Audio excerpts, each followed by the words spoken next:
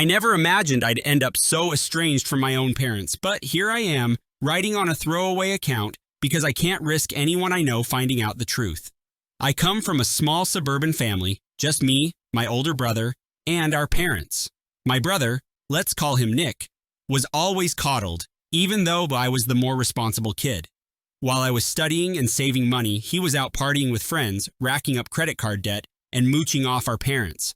I always assumed that one day my parents would realize their mistake. But I was wrong. That realization hit me like a freight train a couple of years ago, and everything that followed completely destroyed what little trust I had left. We always lived modestly. My parents never flaunted wealth, but they had a nice house, a decent retirement fund, and some savings they'd put aside for us.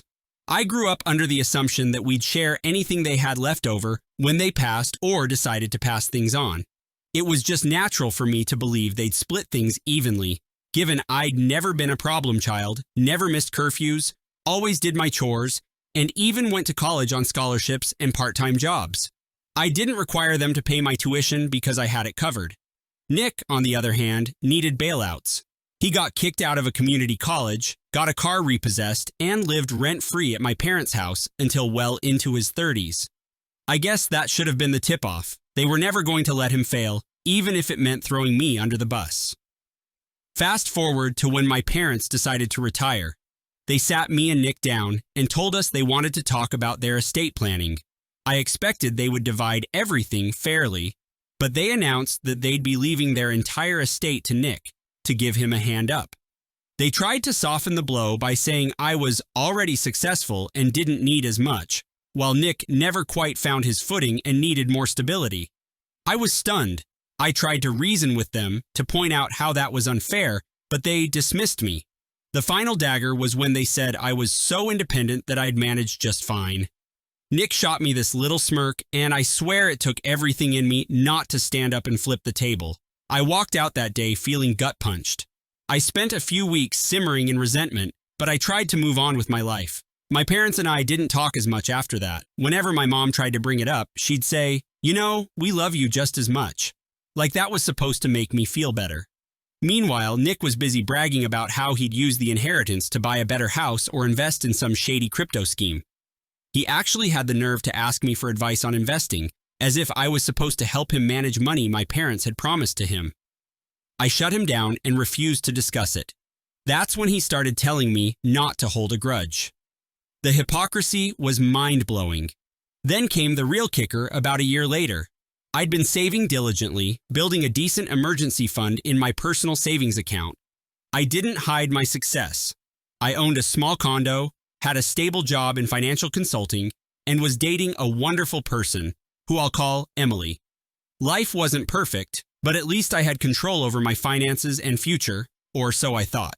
One day, I noticed an unauthorized withdrawal from my account. I'd set up alerts for any large transactions, and seeing thousands of dollars suddenly gone nearly gave me a heart attack. After some frantic phone calls with the bank, I discovered that the money had been transferred to a joint account I shared with my parents in case of emergencies. That account was barely used, so it hadn't crossed my mind to remove my parents' access. I never anticipated they'd betray me like that. I called my dad immediately. No answer. Then I tried my mom. She picked up on the second ring, and I could hear the quiver in her voice as she tried to explain that Nick was in serious trouble with credit card debt again, and he might lose his house if he didn't pay. They'd already sunk most of their available cash into bailing him out over the years, and he'd burned through their retirement accounts. He was on the brink of financial ruin. So, without asking me, without even a courtesy call, they took my money to cover Nick's debt. At that moment, I felt pure rage bubbling in my chest. They insisted they'd pay me back, but I wasn't naive enough to believe that. How could they pay me back if they'd already given almost everything to him? That night, I could hardly sleep. I kept replaying the conversation over in my mind, feeling the betrayal like a physical wound. I told Emily, and she was furious on my behalf. She wanted me to press charges, but I hesitated. It was still my family, after all, and I didn't want to escalate things to a point of no return. But I knew I couldn't let them walk all over me. I decided right then that I'd get my revenge in a way they'd never see coming. My job in financial consulting gave me certain skills, including knowledge of asset management and legal frameworks. If they wanted to play dirty, I'd show them how it's done. First, I filed a dispute with the bank, claiming an unauthorized transaction. It was partially true because I certainly hadn't authorized them to take my money. However, the complication was that my parents were co-signers on that account. Legally, it was as much theirs as it was mine, even though all the funds were from me. The bank initially refused to reverse the transaction, stating that any account holder could withdraw. Next, I tried to talk to a lawyer friend of mine. She advised me that pursuing a lawsuit could be an option, but it might get messy, expensive, and time-consuming. My parents could also claim they had every right to the funds. The law wasn't necessarily on my side unless I could prove some form of fraud or financial exploitation. That's when I realized I needed a plan that went beyond a simple lawsuit. I had to protect myself and simultaneously teach them a lesson they'd never forget. I started with damage control. I closed all joint accounts, credit lines, and anything that had my parents' names on it. I refinanced my condo to ensure no one else had a claim to it. I changed banks, locked my credit, and set up extra security measures. Then I went on a deep dive, rummaging through old paperwork and digital records related to my brother. Because of my job, I had some familiarity with the system. I knew how to research financial backgrounds, credit histories, and property records. Over a couple of weeks, I uncovered something interesting. Nick's house was still technically in my father's name because he never fully transferred ownership after purchasing it for Nick. He had a partial mortgage that my father was paying off. Nick was just living there rent-free. Furthermore, Nick had tens of thousands in unpaid taxes. My parents had tried to keep that hidden. It was a ticking time bomb, and if left unpaid, it could lead to a government lien or foreclosure. That gave me an idea. I had enough knowledge of how to tip off certain agencies. All it would take was a carefully composed letter to the right department. Normally, I wouldn't do something so drastic, but I was done playing nice. They had stolen from me, betrayed me, and effectively told me I wasn't worth an inheritance because I was too stable. Well, I was about to destabilize their precious golden child. Still, I needed a bit more leverage. I decided to watch Nick's credit activity. I know it sounds like I'm some sort of hacker, but in reality, I had limited but specialized knowledge. I couldn't directly access his credit reports, but I could piece together clues from the property records and prior bankruptcies. Then I discovered that Nick had co-signed a high-interest loan with Dad's name attached. The interest alone was enough to bury them if any payment was late. At this point, I had a two-pronged approach.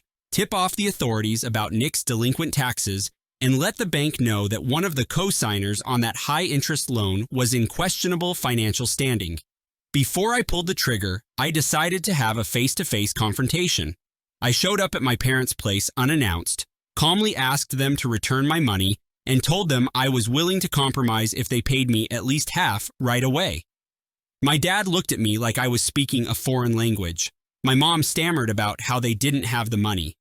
Nick, ever the arrogant jerk, sauntered in from the other room and basically said, "You'll be fine, quit making a fuss."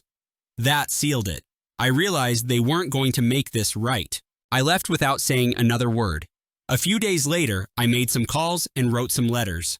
I let the IRS know that the property was in my dad's name, but Nick was the one living in it and possibly generating unreported rental income.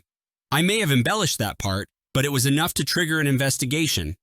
Next, I contacted the bank that held that high-interest loan and let them know I had reason to believe the co-signer's financial situation was fraudulent.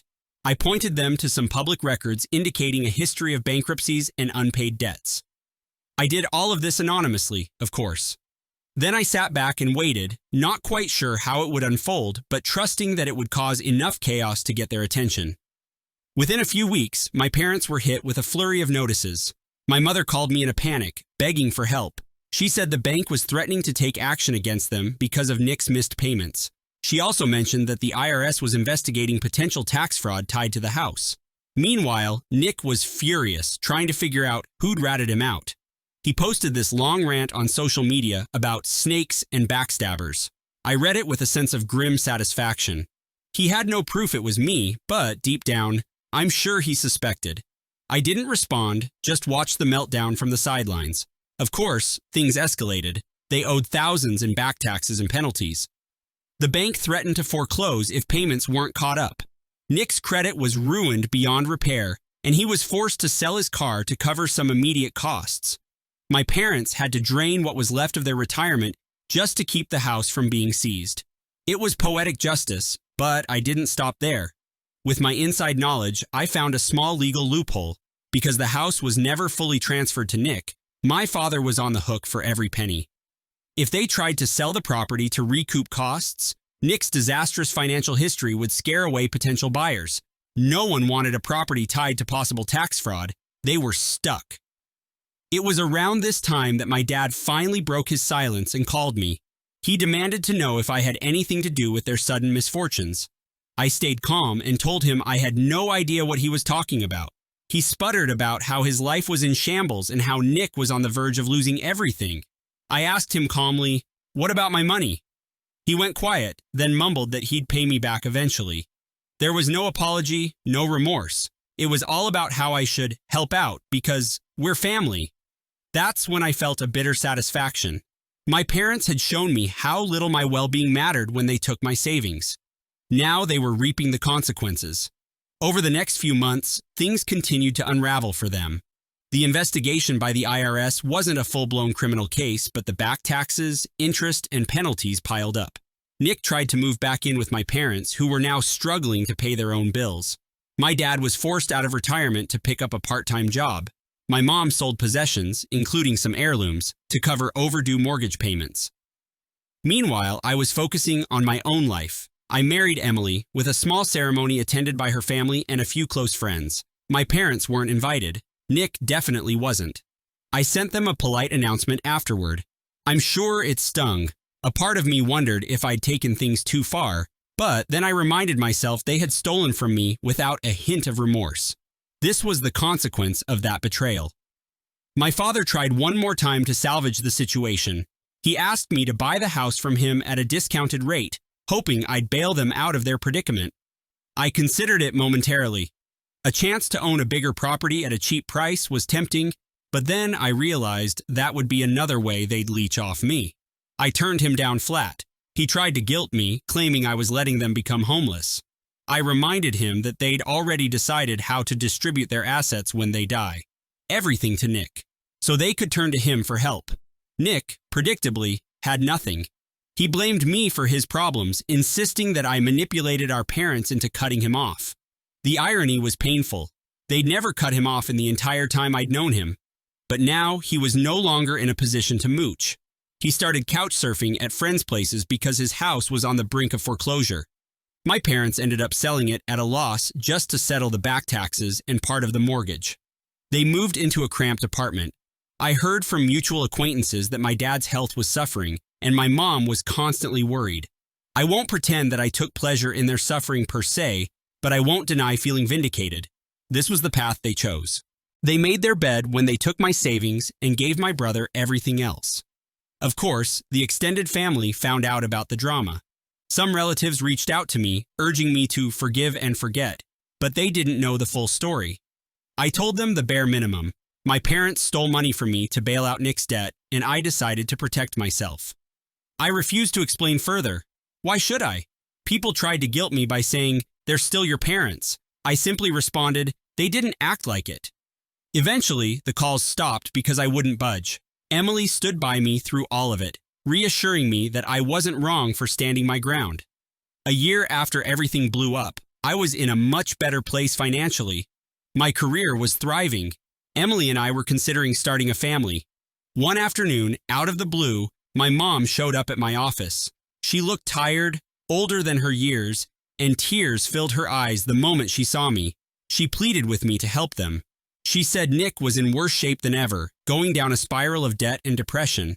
She also implied that if I didn't help, Nick might do something drastic. I felt a pang of guilt, but then I remembered that this was exactly how they manipulated me in the past, appealing to family ties, to pity, to fear. I told her I was sorry she was in that position, but I wouldn't be handing over any money. She tried to hug me, but I stepped back. That was the moment she truly realized how irreparable the damage was. After she left, I sat at my desk for a long time, feeling hollow.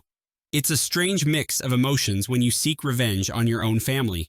Part of me wished none of this had happened, but another part remembered how powerless I felt when they took my money without hesitation. This outcome might not have been ideal, but it was justice in its own twisted way. Nick's life continued on a downward trajectory. He lost touch with most of his old friends, couldn't hold a job, and ended up with multiple judgments against him. Every so often, I hear from a friend that he's bragging about some new scheme or complaining that everyone is against him. My parents live in a constant state of regret, forced to acknowledge that the child they favored was actually the one who dragged them down. I won't lie. On some level, it's satisfying to see them finally face the consequences. They taught me that blood wasn't thicker than water when they gave me the short end of the stick and stole from me without remorse.